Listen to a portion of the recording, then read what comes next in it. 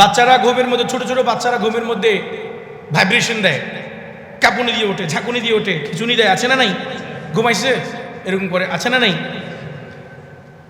এইটাকে নিয়ে এক সমস্যা। আমি বুঝলাম না, এত অত্যাধুনিক যুগে এসে মানুষ যদি এত মগা থেকে যায় কেমনে হয়?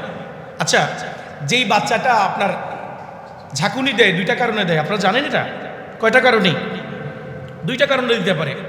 এক নাম্বার হচ্ছে যে এই বাচ্চাটা, ছোট ছোট বাচ্চারা বিভিন্ন রকমের স্বপ্ন দেখে, তো স্বপ্নের মধ্যে অনেক সময় ভয় পাওয়ার কারণে সেই ঝাঁকুনি দেয়। আরেকটা কারণ হলো সেটা বাসার মধ্যে বিভিন্ন রকমের আওয়াজ হয়, টক করে একটা মার্বেল পড়লো, একটা চেয়ার নাড়া দিয়েছেন, গ্রত করে একটা আওয়াজ হয়েছে, এই আওয়াজের কারণে বাচ্চাগুলো ঝাঁকুনিটা দেয়। কারণ আপনার কান যেই পরিমাণ শুনে তার কানও কি সেই পরিমাণ শুনতেছে।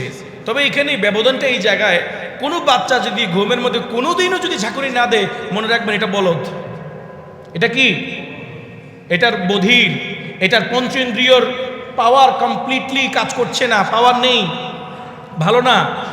যেই বাচ্চা ঘুমের মধ্যে যত ঝাঁকুনি দিবে, মনে রাখবেন সেই বাচ্চার পঞ্চেন্দ্রিয় তত পাওয়ারফুল, তার সেন্সিটিভ সেন্সর কাজ করতেছে, তার রাডার খুব মজবুত, তার নেটওয়ার্ক মজবুত। দূর থেকে হালকা একটা বাতাসের শব্দ পেলেই ঝাঁকুনি দিয়ে ওঠে। তো এটা তো আপনার জন্য গুড নিউজ। আপনি কেন হুজুরের কাছে গেলেন 100 টাকা দিয়ে? বুঝেন না কেন এগুলা? কমন সেন্স বুঝে না। এ ওয়ারিশতর মসজিদের মুসল্লিদেরকে আজকে বুঝাইলাম না, কালকেই নিয়ে আসবে।